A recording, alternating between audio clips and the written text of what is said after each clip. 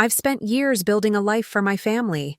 I'm the one who paid for the house they wanted, the dream house they've always talked about.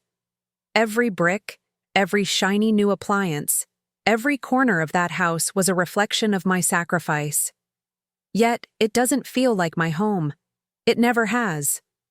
Somehow, I always feel like I'm the outsider, even when I'm standing right in the middle of it. Today, everything changed. I was in the living room, the sunlight pouring through the large windows, making everything look so perfect. Almost. Too perfect. My younger brother, Jack, and my mom were in the kitchen, laughing about something. As usual, they were ignoring me, too caught up in their own little world to realize I was still here. I was the one who worked to make all of this possible, but it never felt like enough. I sat down on the couch, flipping through some old papers. That's when I found it. The letter. At first, I thought it was a bill or something I could ignore, but there was something about it that felt different. The handwriting was unmistakable, Mom's neat looping script. I couldn't resist. I opened it. Dear son, I'm sorry you had to find out this way. There are things I've kept hidden from you. Secrets about the past that I thought would never come to light, but now it's time you knew. The truth, as painful as it may be, will explain everything. We need to talk. Love, Mom. I felt my stomach drop. We need to talk. Those words sent a chill down my spine. Something was wrong. I stood up, my legs shaking. The letter crumpled in my hands as I walked into the kitchen, where Mom was still humming, oblivious. Mom, I said, my voice trembling. What is this? I held up the letter. She froze. Her eyes met mine, and for a split second, I saw something in them. Guilt. Maybe fear. She tried to hide it, but I saw it. What is this, Mom? I repeated. She looked at me, her mouth opening and closing like she wanted to say something but couldn't find the words. Jack, sensing the tension, stopped laughing and turned to us. It's nothing, really, she said, trying to brush it off. But her voice didn't have the same warmth it always did. It was cold, almost distant. Don't lie to me, I snapped, the anger bubbling up inside me, hot and sharp. What is going on? You've been keeping something from me for years, and now you want me to just forget about it? She looked down, her face pale. It's not what you think. Then tell me, I demanded. Tell me what the hell is going on, because I can't take this anymore. I've been the one sacrificing everything for this family, and I don't even know who you are anymore. Jack looked between us, his eyes wide. Calm down, he muttered. But it only made things worse. I was already too far gone. The weight of everything I had done for them, the house, the sacrifices, suddenly felt meaningless. I'd been a fool, believing that this perfect family was built on love. But now, I wasn't so sure. I waited for her to speak, but all she did was lower her head, as if ashamed of something she could no longer hide. This house, the dream house, I had paid for. It all. But I couldn't shake the feeling that it had never truly been mine. I couldn't just sit there, pretending like everything was fine. I had to confront them. My hands were shaking as I walked into the kitchen where my parents were, their voices soft, casual, as if everything was normal. Mom, Dad, I started, my voice shaky but sharp. We need to talk. About the letter. What's going on? My mother turned slowly, her eyes wide with panic. What letter? She asked, too quickly. Don't play dumb with me, Mom, I said, my voice rising now, more angry than I had intended. The one you left for me. I've seen it. My dad's face hardened, and I saw it. His eyes darted away, a flash of guilt in them before he quickly masked it with annoyance. There's nothing to discuss, he said, his tone cold. It's just some nonsense from your mother. Forget it. I couldn't believe what I was hearing. Forget it? I repeated, incredulous. How can I just forget that you've been lying to me all this time? I've been paying for everything, doing everything, and you've been hiding something from me. Something big. Mom opened her mouth, then closed it. Her lips trembled, and for the first time, I saw how exhausted she really looked. The perfect house, the perfect life. They'd been lying about everything. You don't understand, she whispered, her voice breaking. Oh, I understand perfectly, I spat. You've been living your dream at my expense, while I've been nothing but a tool for you both to use. You're both selfish. There was silence. My father wouldn't even look at me. He just turned away, his face stiff with something I couldn't quite place. You're ungrateful, he muttered under his breath. We've given you everything. And this is how you repay us? I could feel my anger boiling inside me, but beneath it there was something worse. Hurt. It crushed me. That coldness from them. Like I was a stranger in my own family. I had given up my life to make theirs better, and now they were rejecting me. Everything I've done for you, I said, my voice shaking with emotion. And this is what I get? I think you should leave, my father said, finally looking at me, his voice clipped and harsh. If you can't respect us, there's no reason for you to stay. The words hit me like a punch to the gut. I stood there for a moment, stunned. My mother didn't even speak up, didn't try to stop him. Her silence spoke louder than any words. I turned, unable to hold back the tears now. I didn't want them to see me cry. Fine, I muttered. I'll leave, but this is over. I went upstairs, slamming my door behind me. The anger, the bitterness, was choking me. But there was more. Something even worse than the betrayal. It was the loneliness, the realization that I'd been giving everything, and yet none of it mattered. I collapsed onto my bed, the weight of everything pressing down on me. A memory popped into my head. Jack, laughing when I tried to talk to him about how much I'd sacrificed. It's not that big of a deal, he had said. You're just whining about nothing. And that was it, wasn't it? To them, I had always been just a tool that could be discarded when they no longer needed me. I wiped my face, taking in a shaky breath. I wouldn't let this go on any longer. I wasn't going to let myself be manipulated any longer. I couldn't stop thinking about the letter. It gnawed at me, pulling me deeper into something I wasn't ready to face. It was time to dig.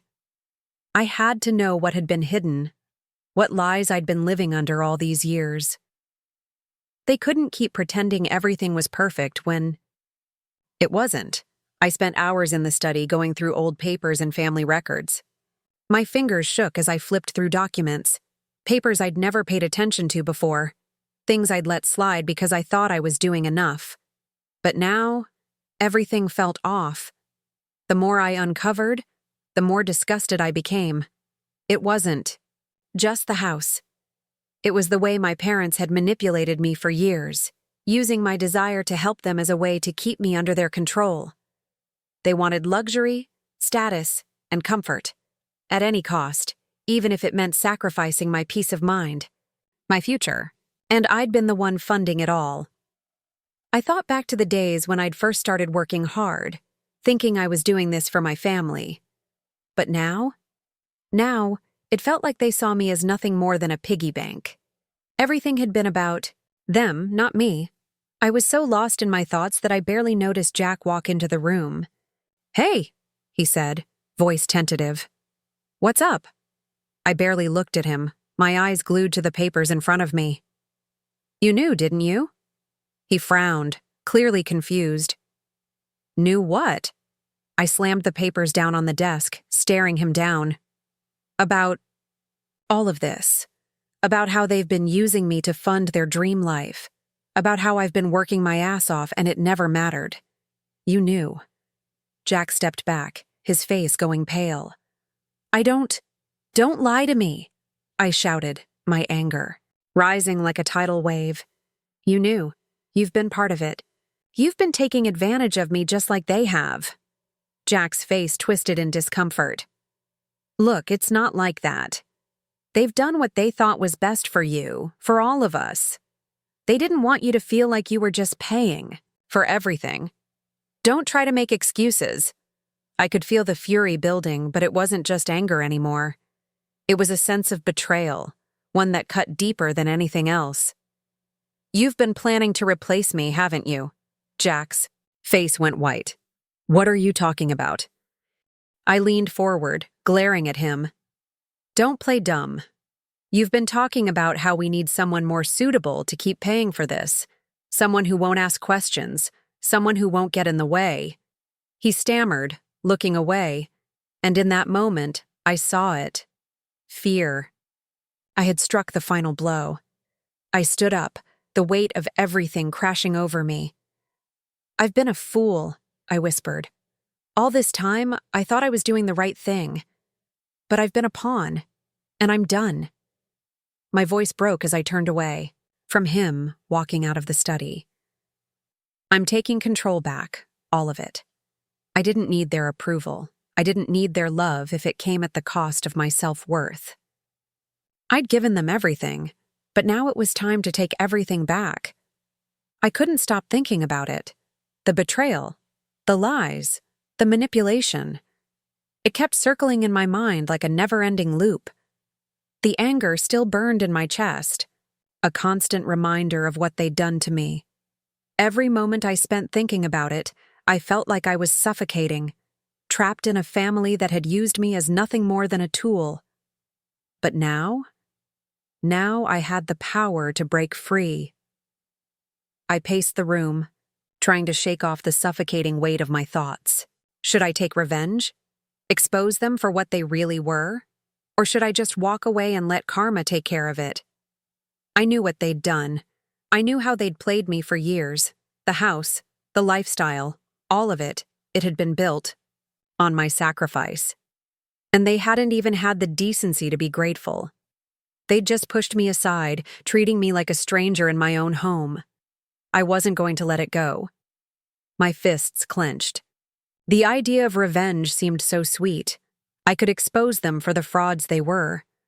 Let the world know how they used me, how they never cared about me, only about what I could give them. But then, a voice inside me asked, "Is that really the way to move forward?" I froze, standing in front of the mirror, staring at my reflection. Was revenge what I really wanted? Would it bring me peace? Or would it just drag me deeper into the pit of anger and regret? The thought of them squirming, finally realizing the damage they had done, made my blood boil. But then again, what would that really do for me? I could feel my mind racing, replaying the moments when I gave them everything, every dollar, every hour of work, every ounce of energy. They never appreciated it. But what was it all for if I was just going to let this resentment destroy me? I thought of walking away, of leaving them to their lies and letting the world continue without me. But that would mean abandoning myself. I couldn't do that. I wasn't a pawn. I wasn't someone to be used and discarded. No, I needed to take back what was mine. Not just the money, not just the house, my dignity, my power. I reached for my phone, and with shaking hands I dialed the number that would change everything. I was done being the victim. It was time to reclaim what was rightfully mine. "Hello?" the voice on the other end said. "I need your help," I said, my voice steady now, a new resolve filling me. It's time. There was no turning back. I had always trusted them. Trusted that the sacrifices I made were for the right reasons, that I was helping my family build a better life. But now, it was all falling apart. It wasn't just a house. It was an illusion, and I was the one who had helped build it. Now, I was going to tear it down. I started with the numbers, spreadsheets, receipts, bank statements. The cold, hard facts I had ignored for so long stared back at me. I knew how to read them, how to make sense of the financial mess I had helped create, and each number, each payment, felt like a slap in the face. They had been using me. I had funded this life. Their dreams while I worked myself into the ground. But that was over now. I took a deep breath and made a list, a strategy. I had always been the one who kept quiet, the one who gave without asking. But now I was taking back control. I would expose everything, all the lies, all the manipulation. They had built their dream house on my back, and I wasn't going to let them get away with it. My thoughts kept drifting back to the moments I had tried to get close, the moments I had tried to be a part of this family. My father's dismissive tone when I asked about my share in the house. My mother's cold silence when I tried to have an honest conversation. And then there was Jack. The way he always looked at me like I was just the guy who wrote the checks. Nothing more. I thought about it all. Each painful memory was a knife twisting in my chest, but it wasn't enough to stop me. It only fueled me. They didn't deserve my guilt or my loyalty. I spent hours in front of the computer, gathering more evidence, compiling everything I needed. The more I found, the clearer it became. They had been using me for years, and I was done. It was time for the confrontation. I had the power now. The facts were on my side. I walked into the living room where my parents were, Jack sitting on the couch, looking bored. "Mom, Dad," I said, my voice steady, but my heart pounding in my chest. "I'm taking everything back." My father looked up, his eyes narrowing. "What are you talking about?" "The house, the money, everything," I said, my voice rising with each word. "I built this house and I'm taking it all back. You've lied to me, used me, and I'm done." I could see the shock in their faces, but there was no sympathy in my heart. My mother opened her mouth to speak, but I cut her off. "You wanted a dream house? Fine. But you're going to pay for it. I'll take back every penny, every asset, everything I've given to you." Jack stood up, his face twisted with confusion and fear. "You can't do that. You're part of this family." I looked at him, my eyes cold. "Not anymore. Not after everything I've sacrificed for you and been left with nothing." Their faces went pale as the reality set in. They were powerless. And I knew in that moment that I had won. I was taking control. It's funny, how quickly things can change. One moment, I'm the one they've been using. The one who's kept this family afloat. The next, I'm watching them scramble as everything they've built falls apart. My decision to take control, to stop being their emotional and financial crutch, is starting to take effect. And damn, it feels like I'm watching a slow-motion train wreck. The first time I cut off the funds, it was like the world paused for a second. They didn't believe it. Not at first. Mom called me, almost pleading. "You can't do this," she said, her voice cracking. "Please, this is our life. This is everything." I didn't respond right away. The anger inside me was bubbling over, but I stayed silent, letting her panic for a moment. Finally, I said, "This is everything you built on lies, and you thought I wouldn't notice. You thought I wouldn't get fed up?" she stuttered. "Please." I'm done, Mom." I said it firmly, no more hesitation. "It's all over. You'll figure it out without me. You'll have to live with your choices now." She didn't have anything else to say. Just silence. I hung up before the guilt could settle in, before the weight of her voice could break me. But even as I walked away from that conversation, I couldn't ignore the small part of me that still cared about her. The house began to feel different after that. Every time I walked past it, I could almost hear the panic building inside. They had never learned to live without me, without my constant support. They had built their dream on the assumption that I would always be there to fund it. And now, it was falling apart. My father tried to call next. "You're making a huge mistake," he told me, his tone cold. "You think you're in control, But you're not. You're just throwing everything away. You threw everything away when you decided to lie to me, I shot back. Don't act like you didn't know what you were doing. The silence on the other end felt heavier than I expected. He had no response, no comeback. I don't think he ever thought I would actually do it. They had all underestimated me. Then Jack, my younger brother, the one I always thought would stand by me, the one I'd always tried to protect. You're ruining everything, he said, his voice breaking. You can't just leave us like this. You've always been the one who held it together. I felt my chest tighten. You never saw me, Jack. You saw what I could give you. You never cared about me, only what I could do for you. His silence was like a punch. But I didn't care anymore. Watched them flounder, watched the cracks form, watched them lose control of everything they thought they could hold on to. And a part of me, cold and detached, felt satisfaction in their regret. But there was also something else. Something darker. A realization. I wasn't just watching them fall apart. I was falling apart too. I could see it now, how deeply their betrayal had cut me. How much I had given up. And it hurt. More than I expected. As I watched them struggle, the final undeniable truth hit me. I had lost the family I once loved. I wasn't sure how to heal from that. The silence was suffocating. I sat in the dark of my room, the weight of everything, pressing down on me. The family I thought I knew, the life I had worked so hard to build, everything had crumbled. And now I was left alone with my thoughts. Alone with the consequences of my actions. The cold satisfaction of watching my family struggle had faded. It wasn't victory I felt, but something darker. I had torn apart the life they had so carefully constructed, but in doing so, I had destroyed something in myself as well. The line between justice and vengeance had blurred, and I was no longer sure where I stood.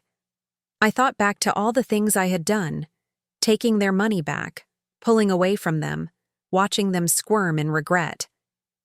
It was all a game to me, a way to reclaim the power they had taken from me. But now, I couldn't shake the FA. His words hit harder than I expected. I don't know who I am anymore, I whispered. I wanted justice, but it feels like I lost myself in the process. Jack sighed, looking down at his hands. Maybe the first step to fixing this is forgiving yourself. Forgive myself. The thought seemed impossible. But in that moment, I knew he was right. I had been so focused on punishing them that I had forgotten about the most important thing. Healing myself. I don't think I can forgive them, I said, the weight of it heavy on my chest. But maybe I can forgive me. Jack didn't say anything else. He just sat there with me, silently. It was the first time I felt like someone understood. Maybe it wasn't too late. Maybe I could still find my way back. I stood by the window, watching the world move on as if nothing had happened. The sun was setting, casting a golden hue over everything. But it didn't feel the same anymore. The house was quiet now. Too quiet. The noise, the anger, the confusion, all of it had faded away, replaced with an eerie calm. I thought back to everything I had done, the decisions I made, the betrayals I had uncovered, the revenge I'd taken. At first, it felt like I was reclaiming my life, getting back what was mine. But now I wasn't so sure. I had achieved what I set out to do. They were suffering, and I was free. But freedom came with a price. I couldn't ignore the gnawing, emptiness inside me. I had torn them apart, but in doing so, I had torn a part of myself too. What did it all mean if I was just as broken as they were? The revenge wasn't the answer. It had never been. What I needed wasn't justice, it was healing. My phone rang, and I saw it was my mother's name flashing on the screen. I stared at it for a moment, feeling the familiar bitterness rise in my chest. I wanted to ignore it, but I knew I couldn't. Not anymore. I answered the call, my voice steady but distant. What is it? She hesitated, like she didn't know how to begin. I'm sorry, okay? I'm sorry for everything. For the lies. For everything I put you through.